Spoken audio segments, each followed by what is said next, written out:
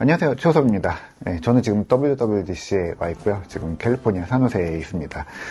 지금 이야기들이 너무 많아서 첫 번째 이야기로 비전 프로에 대해서 이야기를 했었고요. 그 이야기도 한번 보고 오시면 좋을 것 같습니다. 그리고 또 재밌게 보셨으면 구독, 좋아요도 좀 눌러주세요. 두 번째 이야기는 좀 다른 디바이스, 맥에 대한 이야기를 좀 해보려고 합니다. 이 WWDC는 개발자 컨퍼런스죠. 그래서 원래 가장 큰 주제는 iOS, macOS 이런 운영체제들이 있죠. 근데 이번에는 좀 하드웨어들이 꽤 많아요.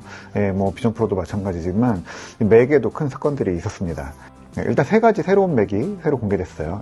현장에서 직접 제품들을 살펴보고 조금 만져볼 수 있는 것도 있었는데 WWDC 두 번째 이야기, 맥과 애플 실리콘의 완성에 대해서 이야기를 해봅니다. 먼저 맥북 에어 15부터 살펴보죠. 기다리시던 분들이 많았던 제품이죠. 15.3인치 디스플레이에 무게는 1.5kg, 그리고 두께 11.5mm의 새로운 맥북 에어입니다.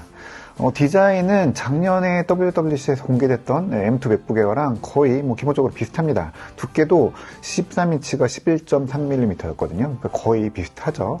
그냥 화면만 커진 첫 15인치 맥북 에어라고 보시면 됩니다. 포트도 똑같아요. 그래서 맥세이프 충전 단자, 그리고 썬더볼트 포트 2개, 3.5mm 이어폰 단자가 하나 있습니다. 기대되는 차이는 스피커인데요. 맥북 프로에 들어가는 포스 캔슬링 6 스피커가 들어갑니다. 포스 캔슬링은 스피커에서 생기는 그 진동에 반대 진동을 같이 내서요. 노트북이 이렇게 소리에 따라서 쿵쿵쿵 거리는 게 있잖아요. 그런 것들을 막아주는데 이게 음악 들으면서 키보드 칠 때 스트레스를 굉장히 줄여주기도 하고요. 또 이렇게 소리가 여기서 난다, 쿵쿵쿵 이렇게 들려주는 느낌이 없다 보니까 소리가 더 멀리에서 들리는 것처럼 넓은 공간감을 갖게 해줍니다. 그러니까 꼭 프로급의 고성능 프로세서 아니면 미니 LED, 프로모션 120Hz 이런 디스플레이가 꼭 필요하지 않고 그냥 M2 수준의 성능에 충분히 만족하고 대신에 조금 더 큰 화면, 좋은 스피커를 원하는 분들에게 적합한 것 같아요. 그러니까 노트북으로 영상들 많이 보고 음악 듣고 그냥 일반적으로 데스크탑을 대신해서 조금 큰 그리고 또 좋은 스피커의 맥북 에어가 필요하다라고 하시는 분들한테 딱 적합한 모델인 것 같아요. 아무래도 지금 노트북 시장에서 가장 인기 있는 노트북 사이즈도 보면은 15인치가 가장 중심에 있죠. 이것도 무시할 수는 없는 것 같아요. 무슨 맥북 에어가 15인치까지 커졌냐라고 생각할 수도 있는데 저는 사실은 좀 11인치 아니면 12인치 더 작은 맥북 에어도 나왔으면 좋겠다 싶은데 사실 그 부분은 어떻게 보면은 이제 아이패드 프로가 대신해 나가는 것 같고 맥북 에어 같은 경우에는 조금 더 큰 화면에 대한 수요를 채우기 시작한 것 같습니다. 근데 그것도 그냥 왜 이렇게 너무 크고 이게 휴대성을 해치는 거 아닌가라고 생각할 수도 있는데요. 이게 일단 배터리가 18시간 간다고 하거든요. 대체로 애플의 이 배터리 기준은 조금 타이트하고 거의 최소 시간이기 때문에 일반적인 상황에서는 제 생각에는 최소 20시간을 쓸 것 같고요. 하루 이상 쓸 거라고 저는 봅니다. 그러면 사실상 이제 어댑터가 완전히 필요가 없어지는 거고요. 이 가방에 노트북 하나만 딱 넣어서 다닐 수 있는 이런 휴대성의 부분도 적어도 백팩을 매는 정도라고 하면은 디스플레이를 더 키우는 거에 대한 그런 휴대성의 불편 이런 것도 거의 없을 거라고 봅니다. 두 번째는 맥 스튜디오입니다. 올해 초에 M2의 이제 고성능 모델인 M2 프로 그리고 M2 맥스 칩이 나오면서 맥북 프로 14, 16 그리고 또 이제 맥 미니의 업데이트가 이뤄졌죠. 그러면은 이 맥 스튜디오는 언제 나오냐라고 얘기를 했었는데 WWDC에서 공개가 됐습니다.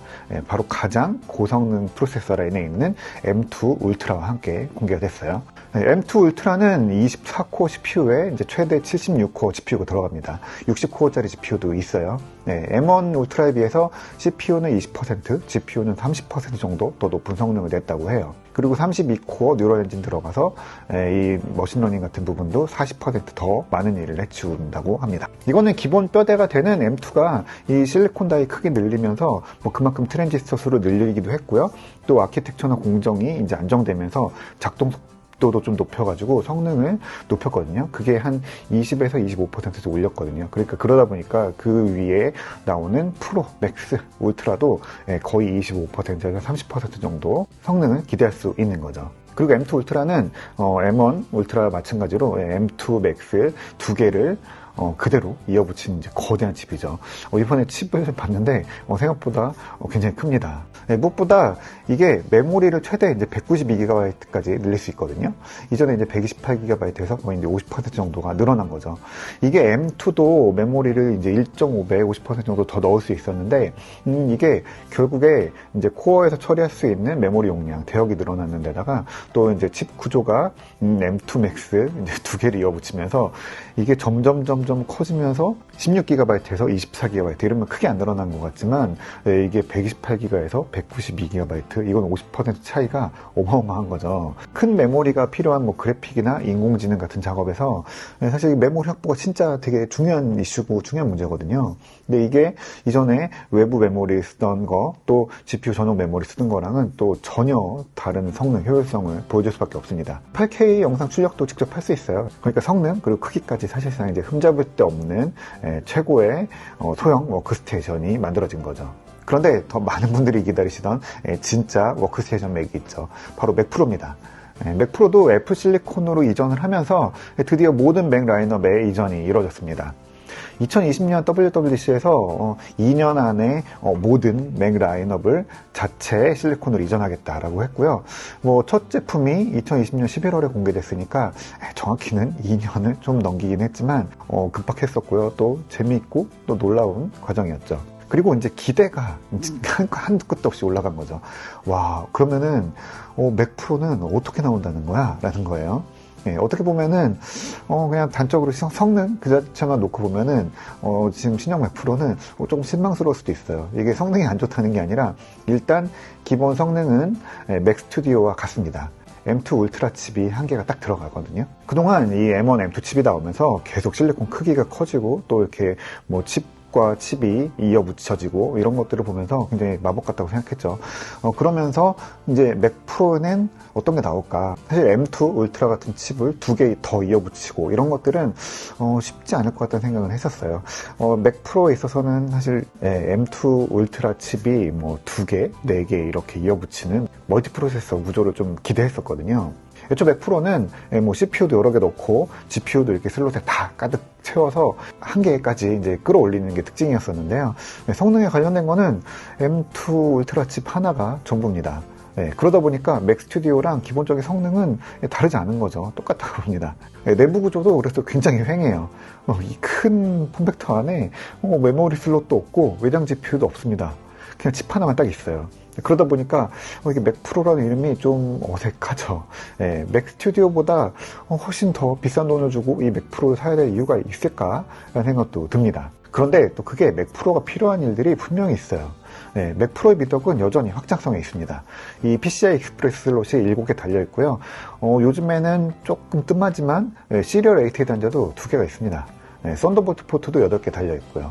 그러면은 이 PCI 익스프레스 슬롯에 그래픽 카드를 꽂으면은 그걸 쓸 수 있는 거 아닌가? 뭐 AMD나 엔비디아 카드 같은 거 쓸 수 있을까요? 그건 아니라고 합니다. 썬더볼트 외장 GPU가 안 되는 것처럼 지금 PCI 익스프레스에 GPU를 꽂아도 작동 안 됩니다. 이게 기본적으로 프로세서랑 외장 GPU를 연결할 수 있는 시스템 버스가 없기 때문인 걸로 그냥 제가 추측을 해보고 있는데요. 그러면은 왜 맥 프로를 써야 되냐라고 생각하실 수도 있어요. 근데 이게 PCI 기반의 인터페이스 장치들이 아직 굉장히 많습니다. 당장 M2 울트라로 뭐 8K 영상 작업한다고 하면은 작업 소스 용량이 엄청나겠죠. 맥 스튜디오 같은 경우에는 썬더볼트로 이제 외장으로 늘려야 되는데 그건 사실 한계가 있죠. 그리고 또 무엇보다 이게 속도의 제약이 있는데요. PCI 익스프레스 슬롯에 NVMe SSD를 이렇게 착 꽂아서 성능을 늘릴 수 있는, 용량을 늘릴 수 있는 그런 것들이 있죠. 그러면 이제 그 용량에 대한 한계도 없고요. 속도, 안정성도 훨씬 좋겠죠. 그리고 그 외에도 영상 인터페이스, 뭐 오디오 인터페이스 같은 데도 굉장히 많이 쓰입니다. 이게 썬더볼트랑 PCI로 연결하는 게 소리가 다르다는 이야기도 있어요. 저는 좀 이게 디지털 신호를 주고받는 인터페이스 따라서 소리가 바뀐다는 게 잘 이해가 되진 않는데, 또 뭐 현장에서 일하시는 분들이 뭐 그런 게 분명히 있다라고 또 얘기하시니까 그런가 보다를 생각해봅니다. 근데 또 무엇보다 이런 기업들이 이런 썬더볼트 같은 새로운 인터페이스를 반영하는 게 조금 늦기도 하고요. 또 리거시 인터페이스를 고집하는 경우가 많죠. 맥 스튜디오는 좀 그런 기기를 쓰기가 어려운 부분이 있죠. 그러니까 결국에 맥 프로의 이제 M2 울트라는 이게 이제 성능은 충분하고 또 확장성이 더 필요한 환경으로 이제 차별성을 두는 거고요. 그게 없으면 맥 스튜디오를 쓰게 되는 거죠. 네, 2019년에 이제 새 맥 프로가 그때 이제 인텔 최고 제온 이런 것들이 들어가면서 엄청난 성능의 맥 프로가 나왔었죠. 네, 그때 이제 또 프로레스 영상 가속하는 애프터버너 카드가 애드온으로 나와서 굉장히 또 업계에 신선한 충격을 줬었죠. 그래서 이것도 꽂을 수 없을까 이제 봤는데 그것도 안 되는 것 같습니다. 네, 근데 생각해보면은 지금 M2 울트라에 들어있는 이 미디어 엔진이 애프터버너 7장 성능을 낸다고 해요.